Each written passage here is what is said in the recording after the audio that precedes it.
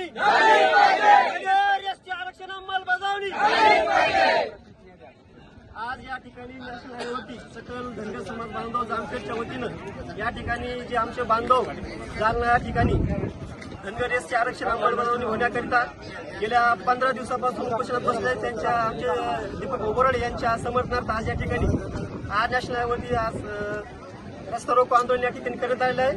गेल्या त्यांच्या आदेशाप्रमाणे या ठिकाणी सकाळी 11 वाजल्यापासून या ठिकाणी रस्ता रोको आंदोलन सुरू झालेलं आहे। आम्हाला सहकार्य संविधानामध्ये आरक्षण असताना देखील या सरकारनं 2014 मध्ये केला होता की आमचं सरकार आल्या करून घेऊ, परंतु अद्यापर्यंत घेतली नाही। आपण